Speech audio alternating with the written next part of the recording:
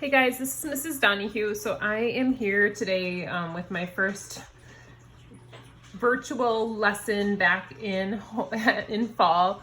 So those of you guys who are virtual, I am now with you. So probably for a couple of days here. So this is the answer key from last time. Those of you guys in person, feel free to ask Miss Miller for help on any of these. Those of you guys who are at home, if you want to send me an email, we could find a time to meet. I'm a little more open to being able to meet just because I'm not live in front of students. So let me know if there's anything you guys need help on. We're kind of shooting for like a Friday test as long as I get back in time, kind of. So yeah, that's the plan. So feel free to pause this video as needed and feel free to send me an email with questions. Those of you guys in person, Miss Miller would be glad to answer questions. Otherwise, yeah, like I said, I'd be glad to get back to you guys or meet if we need to. So I'm gonna go over to the notes. There's a warm-up question if you wanna pause and work through that. I'm gonna get going on that. So just kind of talking about remembering that the word congruent means equal. And in geometry, they use a little squiggle on top of the equal sign. Really just means the same thing as equal. I'm not really picky about that. Some textbooks are, some teachers are. I don't worry about that too much. Vertical angles are angles that are across from each other in that X intersection. So angles 1 and 2 would be equal. A linear pair, that's a pair of angles that make a straight line. So 1 and 2 would equal 180. Perpendicular lines are lines that cross at 90 degrees. And remember, we use that little symbol for perpendicular, an upside down T. So they cross at 90 degrees. Supplementary angles that add to 180. So it's two angles. And then complementary are angles that add to 90.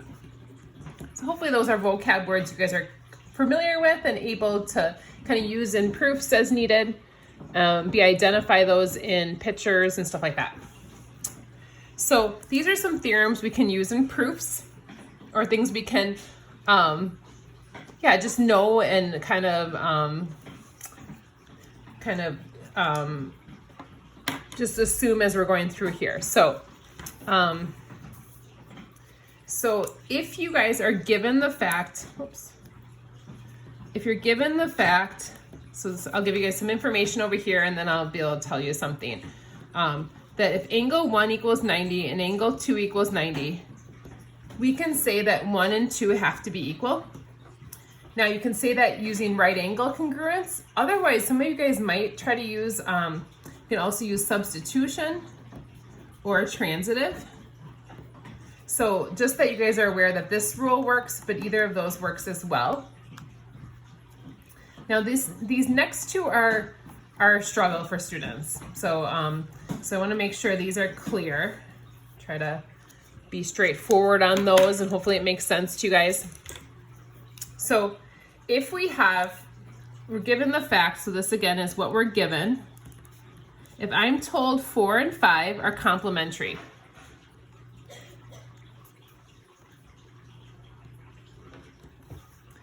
and then I'm told 5 and 6 are complementary.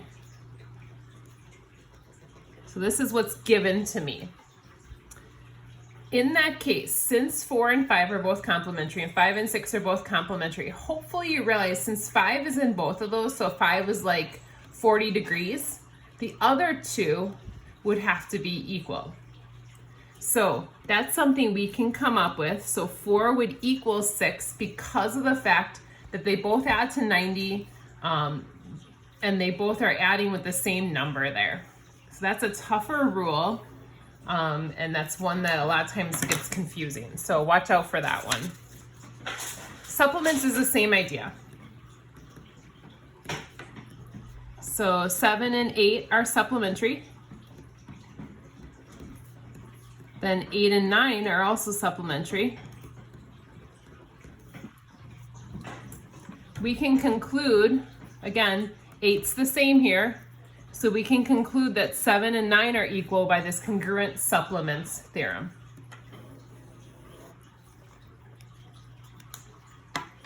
And then we can also use vertical angles. So if I'm given a drawing like this, I can assume 10 will equal 11 by vertical angles. So I'm able to use that, and this is probably one we use the most. So we'll use that one the most out of these four. The one we'll probably use next most often is linear pair. And so again, they'll give you the information that like 12 and 13 together obviously make a linear pair. So 12 and 13 would add to 180 because of the fact that they make a straight line together. So we can assume that.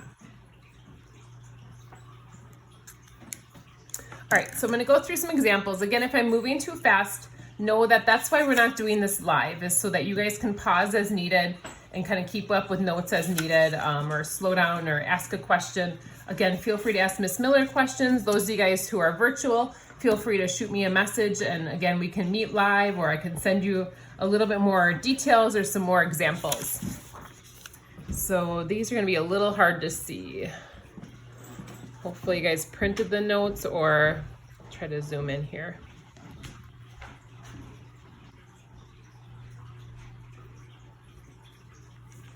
Okay.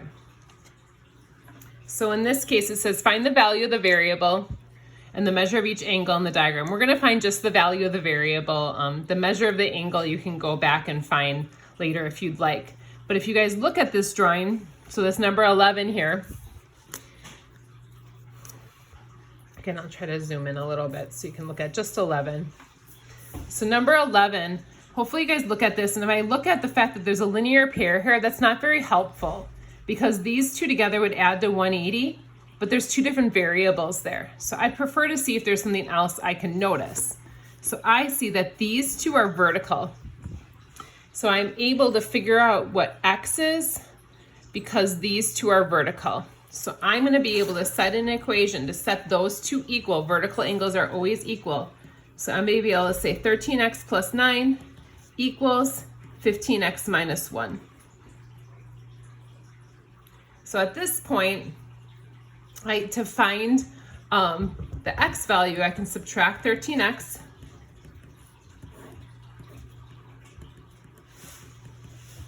And add 1. I'll divide by 2 to find out x is 5 here. Now you're going to do the same thing in this case to find y. So I'm not going to take the time to find y, but this would be a great one that if you guys would like to try that, or if you want to ask me for another example, this would be a good one to do. Again, I tell that they're vertical because they make that x, and across from it is its equal part. Now this one is different because if I try to use the x, if you look across, we have an x and a y. That's not going to be very helpful. But I notice these two together. Those two form a straight angle, a linear pair. So I know together these add to 180. So these two together would add to 180. So 4x plus 10 plus 13x equals 180. So that'll be 17x plus 10 equals 180. Move that 10 over. So 17x equals 170. So x ends up being 10. So there's our x value. And again, y, you do the same thing. So again, if you want more examples, you guys could find y in each of these. If I wanted to actually find the angle, I would take that and put it back in. To find that angle, I could find this angle that way as well.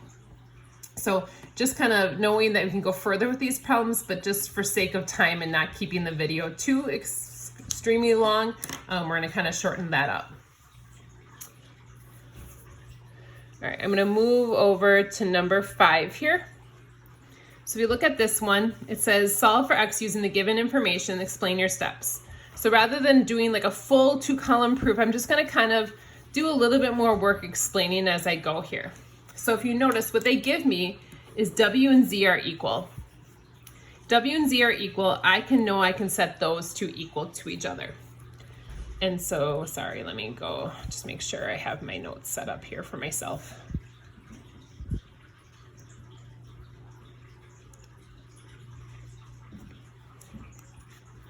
So since those two are equal, I can say that 11x minus 8 equals 9x plus 4.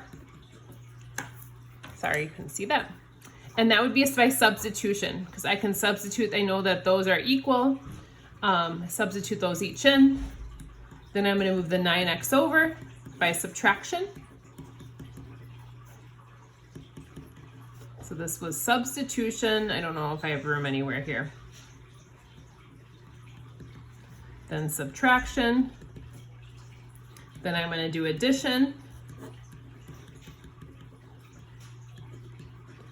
And then finally division to find out x is 6.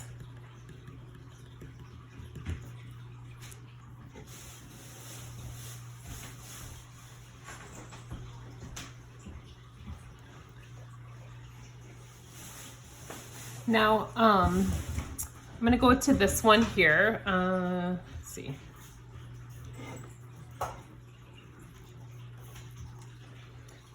So now in this case, if you look at it says FG, this equals FJ, and then FJ equals JH.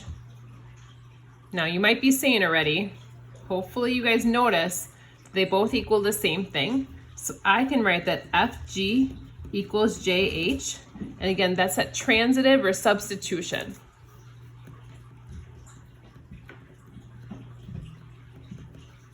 So I can say those two are equal. So then I'm just going to set these two equal. And so this would be substitution. Now subtraction. Substitution, sorry. Subtraction. So 2x minus 7 equals -1. Then addition. 2x equals 6. Sorry, my puppy has something she's not supposed to have. Can someone come grab this from the puppy, please? And then x is 3. Hurry, please. Sorry.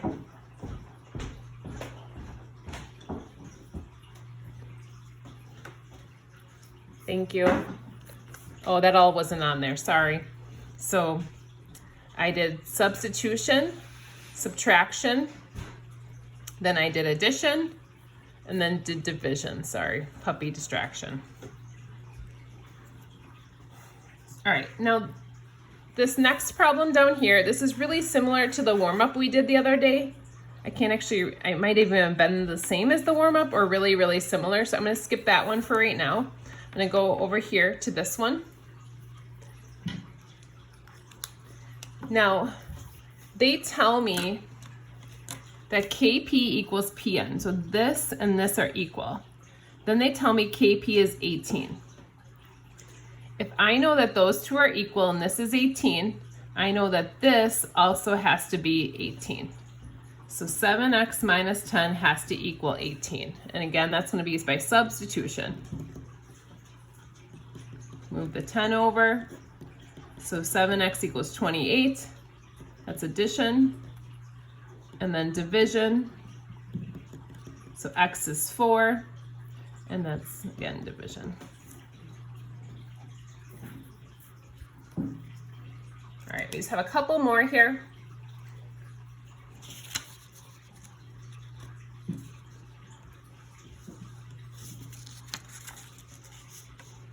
I'm gonna zoom out a little bit, other way.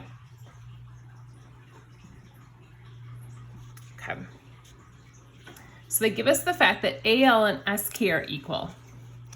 So AL and SK are equal. And they want me to prove that AS, this, is congruent to that. So they start off by my given statement, so it always starts with the given. Now here's one of those times LS equals itself, and you're probably saying, why are they mentioning that? This is kind of one of those weird cases where they want to point out that that's an equal segment to itself. And so we're going to call that reflexive. You will not use that property very often, but especially if they use it in a proof, it's easy to mention. So from here to here, if you notice, they took AL and SK and they added the same thing onto each side. So they added this LS to each side. So they added the same thing to each side, so it's called the addition property.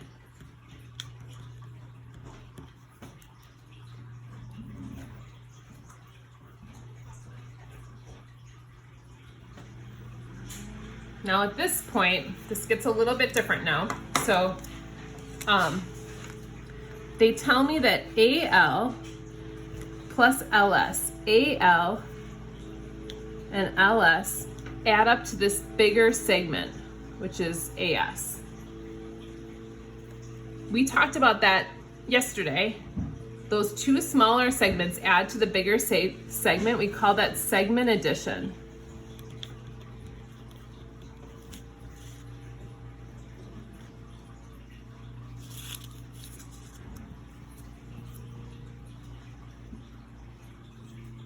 Now this next one, they do this opposite. So they do this one and this one. So same thing, segment addition.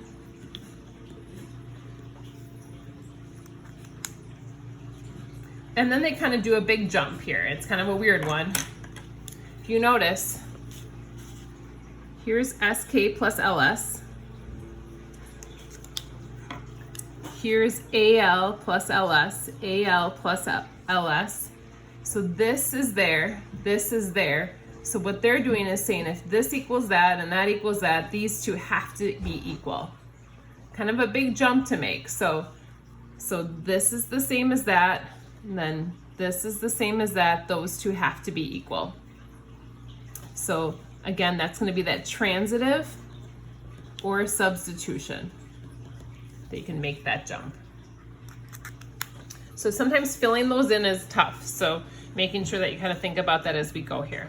And then the last one we'll finish up with. The homework is listed here for you guys. I will have you guys turning in homework online, just so I can check that you guys are doing it as well and put it in the grade book, but Miss Miller will also go over questions with you guys. So they tell us angle 1 is a right angle and 6 is 36. So this is 36 degrees. We know that already.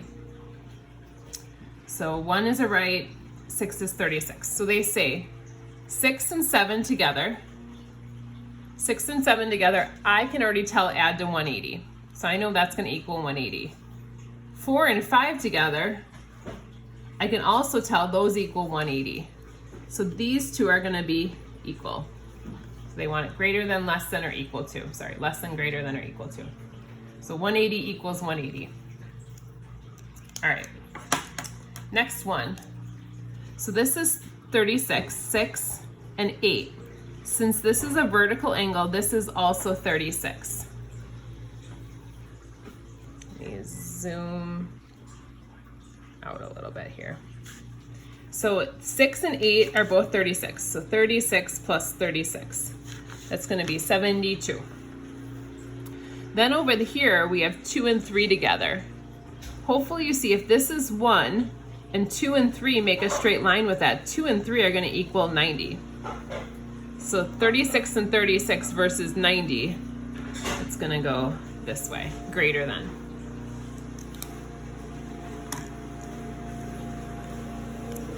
All right, angle 9 here. So hopefully you see that this is 36 and 9. So 36 and angle 9 should add to 180. So I should be able to figure out that if I subtract 36, angle 9 is going to be 144. Now they say angle 9 compared to 3 times angle 6. So angle 9 is 144. 3 times angle 6 is 36. That's going to be 108. So this is going to end up being bigger. And then finally, we talked about 2 and 3 before. 2 and 3 together equal 90. Angle 1 is also 90, so these two will be equal. All right, again, shoot me an email if you guys have any questions. I know this is hard, but this is the best we can do, so I hope you guys are doing well, and we'll talk soon. Hopefully I'll see you guys back in a day or so. All right, Bye-bye.